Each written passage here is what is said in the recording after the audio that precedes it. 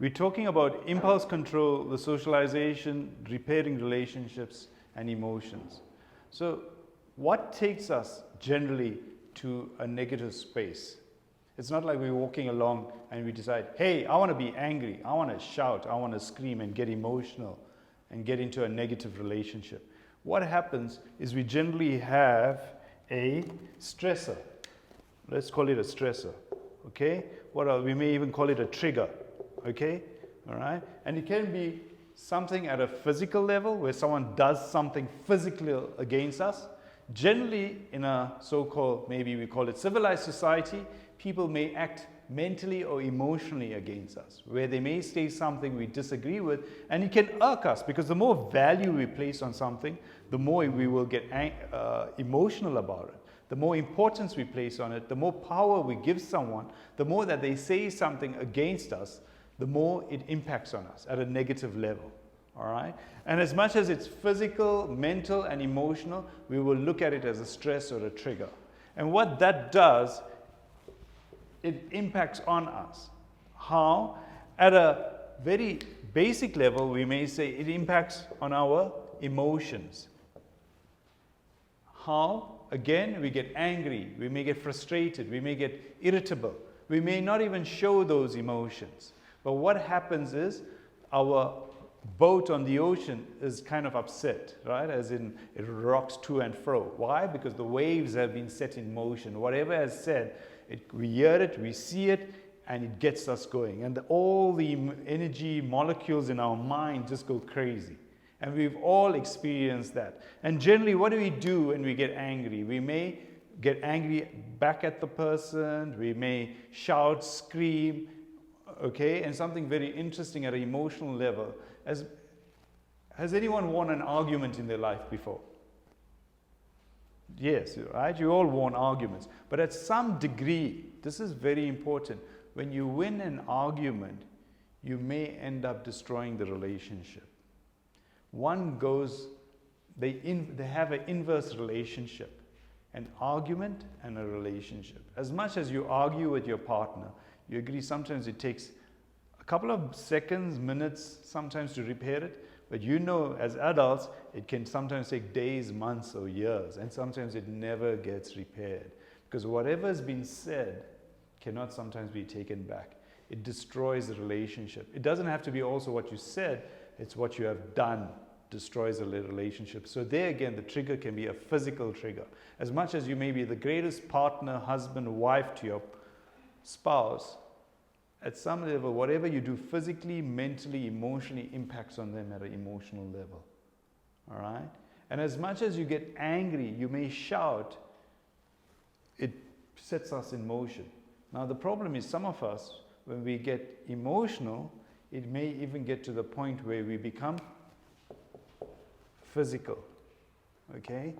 Now, at some point, we may say this in jest, but there's an element of truth, is that when you get emotional and you find, as you may say, I am impulsive, I get angry easily, I get sad easily, or I'm chronically sad, I'm chronically anxious, you go see your psychiatrist. Okay? When you get physical, though, where you beat someone up because of your anger, your irritation and frustration, someone would say in jest, maybe you need to go see your lawyer rather than your psychiatrist. Okay? And we don't want to get to that level. What I'm also basically saying, at some level, as much as you may say, my doctor needs to sort out my treatment or sort out my anger, you are fundamentally responsible. Because as much as you're angry, and a cop, as we call them, pitches up, suddenly we all become very subdued. Why? It has nothing to do with medication. It's the fact that someone with power has come along, and if you continue to stay angry, it may be to your detriment. Okay? Now, the problem, as I said, is that we all are at some level set in motion by what we place value on, what we place importance to. And you may have even experienced it while you're here, that someone does something to you that gets you going. Why? Because if you're here for be it 3 weeks, 3 months, 3 years, whatever happens in this place impacts on you at a personal level. However, if you know you are leaving tomorrow, it wouldn't matter to you. You agree? Why? Because you are leaving. It doesn't matter anymore. You have not placed value, importance on what is happening here. Okay? Because you know, as much as you may sympathize with your colleagues with what they may have to undergo for the next few weeks, you may be calm, cool, collected because you have not allowed it to be of value to you. And what happens is, we then, when you don't give it value, we may react, I'm going to use at a mental level, where you may disagree what has been said in this environment, but it doesn't get you emotionally because it has less value to you. And there you'll find we generally act, when we act from a mental space, we generally may agree or disagree. We may even become cynical or sarcastic about what's being said, but we don't necessarily get too emotional about it. When we get emotional, it's the fact that we have some vested interest in what's going on. We may have an agenda related to what's going on. We may take it at a personal level. And some of us get to the extreme where we may even act physically. And you may, fortunately with time, learn to control yourself physically, but you know your heart rate's gone up, you're sweating, you're shaking, you're trembling. Why? Because it's completely overwhelmed you. The other day even someone said something which I might have disagreed with, and I couldn't sleep at night. So that had affected me at a physical level.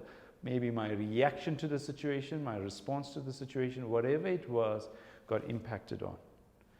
And if you take it to the point of impulsivity, what we do is, generally, if you look at this strata, is that when we have a stress or trigger, you and I, over the years, have wired our brain. And the problem with how we wire our brain is that's how we fire. So when we have the stress or trigger, bang, we fire. Because why? We have a we're ready for action. What happens is, given a certain stress or trigger and it triggers something within you, you impulsively react to the situation. We're constantly in that fight, flight, fright mode. And this demands where you and I need to learn self-control. And again, I use this expression a lot. There's a beautiful biblical statement. Be quick to listen, slow to talk and anger. Now, you might say, how do I inculcate this? How do I live by that? You and I need to deliberately, consciously learn to control ourselves. As much as you and I are tempted to react because you sense danger, in fact, that's another word we can put up here, danger. Because what happens when we have a stress or a trigger? It elicits danger. When we sense danger, we have to protect ourselves. And if you look at it, all three levels, your mind is at the fore. Your mind's job is to protect you. So if you feel you are under threat, you are going to whack the danger out of the arena. If it's a football, you kick it out of the ballpark. Or in baseball, you hit it with a bat out of the arena. What happens is you view life as dangerous. Now I'm going to share something with you. As much as, where does that instinct come from? That reaction to danger.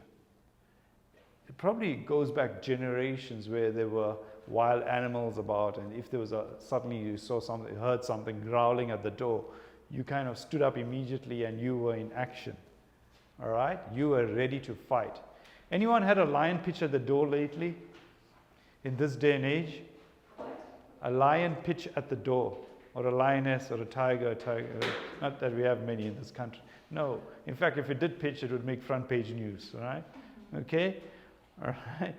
The thing is, in this day and age, fortunately, hopefully, there are not that many natural disasters to react to.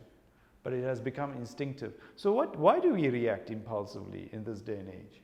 What is the threat if it's no more a lion or a lioness? It usually is other people in our lives. And I hope it didn't get to a point where they were violent towards you. But what we do, over the years, what we have done with that fight, flight, fright instinct is we've turned it around and shifted it to relationships. The people in our lives, in terms of immediate or extended family or even our community, and people in our workplace. However, at our workplace, sometimes we hopefully are a bit more measured in how we react. Why? Because we recognize on which side our bread is buttered and who's it being buttered by, as in they provide the salary. You agree? In fact, something very interesting, I just had to share this with someone this morning. What is the basic principle you need to follow in your workplace in order to facilitate a relationship with your senior colleague? You have to agree on how they see the world. If you disagree, it can be a mental perspective. At some point, you know it will get emotional. God forbid it gets physical. All right? You need to agree. And where the challenge is that as much as you agree on how your boss sees the world, the problem is that at some level, you are your own person. You have your own identity, your own ego, your own way of seeing the world. And what happens is that creates conflict and tension. If you are working in an industry where they have a diverse view to how you see life, it's difficult for both your parts to meet. And as much as we speak about the workplace, that's where the tension comes in relationships. Because prior to this, most of us, if we were using, for example, substances, normalize the using of substances. I just use it to get through the day, we might say to ourselves. We might argue, I was functional, I was providing while I was working. What the mind is doing is justifying its way of operating. Its operating system is the way it works. If you slept all Friday, Saturday, Sunday, and you woke up on Monday and you were ready for work, that's all you felt you needed to do. Some of us may say, geez, parenting, being a partner is secondary. And we kind of let it go until one day we're old. The problem is then the substances guide our lives and we are destroying relationships because people want beyond just communication, connection. And what's happening is while we're using and we're justifying, we're normalizing our network of operating. But the people you're in a relationship with don't see it that way. As far as they're concerned, is we are acting abnormally if we are using. We are behaving wrongly.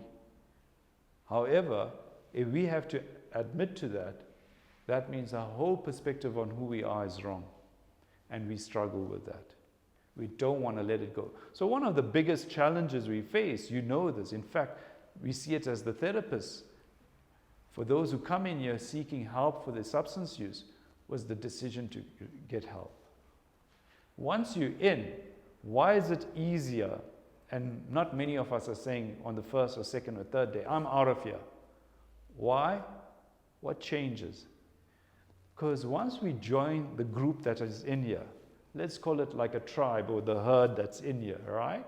Is that you recognize what you normalize, even with those who you would have hung out with, say a week, a month before, and they're in here, they have all recognized that it's not necessarily the right way of living.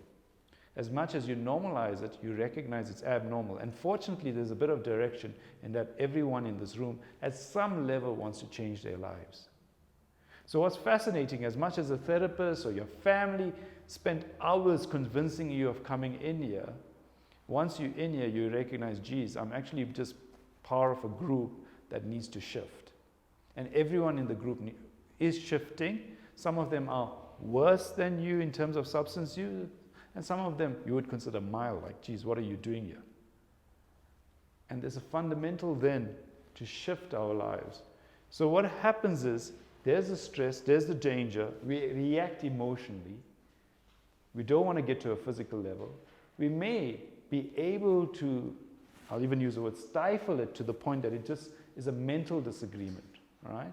And what you do is recognize to be emotional, you've given it power, value, meaning. At an emotional level, you have dropped the power, value, meaning. And you may get to a point where, I'll put a question mark, where at some point, someone says something or people do something. For example, we may say there was a volcano eruption in another country, on another part of the world. Okay, let's say there's an active volcano in Iceland. Okay, I'm not saying there is one, but just imagine a scenario. No one in this room reacts, be it even emotionally or mentally or physically. It's like, you're indifferent, if I can add that. Why? Because it has no bearing on your own personal life. It has no value, you may say. You know no one in Iceland. To you, Iceland is another country. As much as in this particular country, you know what the stats are for COVID, but you don't read through every single stats of every single country and say, gee whiz, wow, they are going, you may say they're going through a bad patch, but you don't have any emotional attachment. The only countries you may be concerned about is the country you're in and your family are in. Okay, just the other day I heard that New Zealand had gone onto lockdown because the Delta variant had been there. And that too I heard in a WhatsApp group where a friend was living in the country. But no one necessarily reacted emotionally. Why? Because it had no necessary value to them because they were not in New Zealand. So what happens is you learn how to shift value, importance to that which is valuable and important. In fact, a book along those lines is the book Don't Sweat the Small Stuff. And in the end, it's all small stuff. And you need to learn to place value, importance, power on that which you consider important in terms of your purpose, your meaning, your truth in life. And that's what's fundamental. So you don't necessarily then react, behave impulsively, snap at that which has no value. Any questions? Okay, I'm going to explore this even more, right? And we're going to take what you were saying about, let's talk about repairing relationships, okay? So, because I find that important and even might come in with a bit of impulse control and social